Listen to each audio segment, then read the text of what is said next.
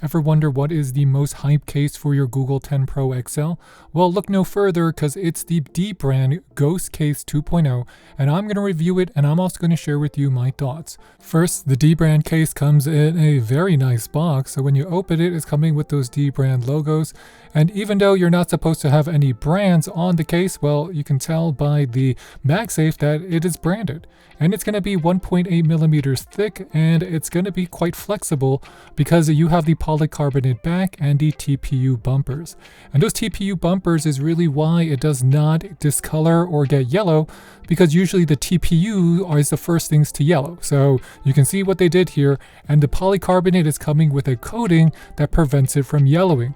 The listed weight of this case is going to be 49 grams, but I tested the weight of mine and it only weighs 42 grams.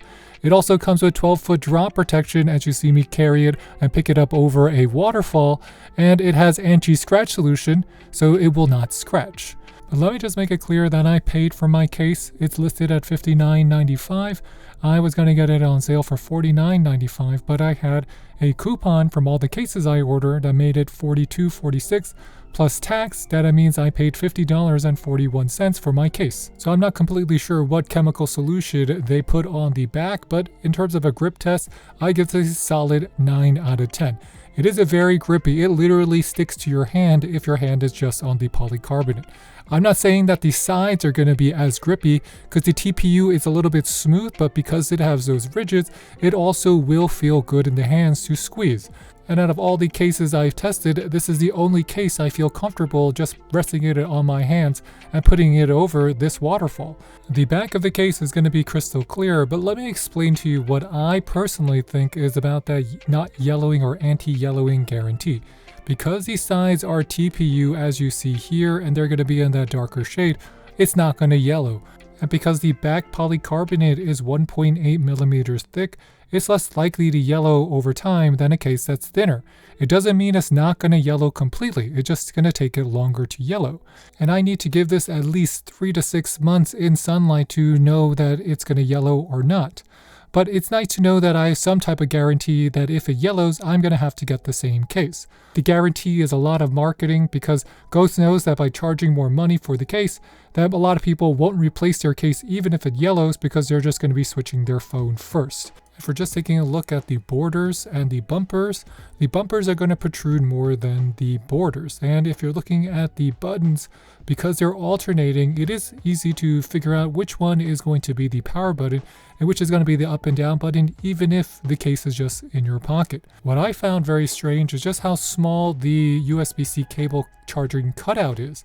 It could be bigger. I'm not saying that that's a deal breaker, but some of these charging cables are going to be coming in a square shape, and some of them are not going to fit inside of here, even though the case is so thick, and it doesn't need to have such a small cutout. Overall screen protection, it just has about a 1 millimeter screen lip here, and that's actually going to be a lot for these Google 10 Pixel Pro cases that have just been getting thinner and thinner with less screen protection overall. Next, let's just talk about the camera bump protection, because this area is the most prone to get scratched, especially on a Google Pixel phone. So if you're looking at the sides, it does appear to be sharper and a little bit taller than the camera bump protection in the middle. But you're not getting a ton of camera bump protection here. It's actually going to be just about 0.8 millimeters, at least when I measured it. And if you notice on the sides, it will feel a lot sharper in your hands as long as your fingers because of how high and how much it protrudes. So there's a sharp line here that really separates the camera bump from the case itself. So now that I've explained a lot about this case, let me just tell you the negatives about it. For one, it's expensive. It is bulky. It's not going to be the lightest case, even though it weighs lighter than what it's listed at.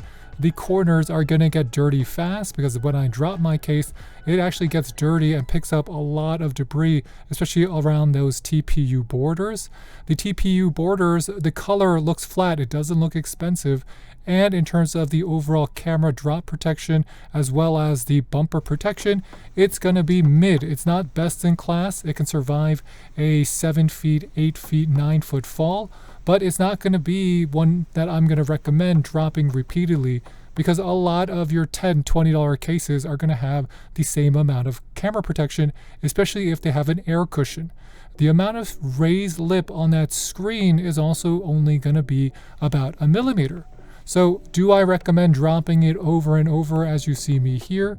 No. If we're rating the Magsafe magnet, I'm going to give it a 7.5, even an 8 out of 10, with the notice that I use it inside my car, and actually it fell off a few times. So I'm going to test out the Magsafe in a more practical way. So this is going to be the ESR car charger with Magsafe in my vehicle, and I'm going to attach it. So if you attach it, you guys notice that it clipped on, but how strong is the magnet? Look how strong this is. With that said, the dbrand Ghost 2.0 case is also going to be better than the other previous generations of Ghost cases. The Magsafe magnet is going to be stronger. The fingerprint resistance is better than what I have on my iPhone 16 Pro Max Ghost case, and that one-piece polycarbonate back design does give it a very slick look as long as you're holding it flat. The buttons are clicky and easy to find, and honestly, the grip here is really best in class, or if not, one of the best in class. So I like this case, and ultimately, what's my verdict? I'm going to give this case a solid 8.5 out of 10. So it is going to be the best Ghost case that dbrand has ever made. Is it going to be the best case for your Pixel 10 Pro XL or your Pixel 10 Pro? Probably not, but that's because of the price. The price is really high for what you're getting.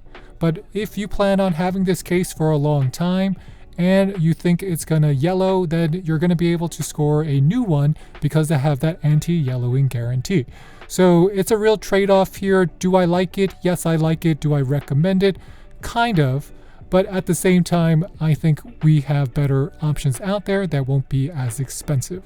So if you enjoyed watching this video, hit that like and subscribe because I bought my case. I'm not like those other influencers that get their cases for free. And if you have any questions, please leave them in the comment box below. I'll be sure to get back to you, and I'll catch you next time. This is David with the French Glow, signing off. Bye, bye, bye.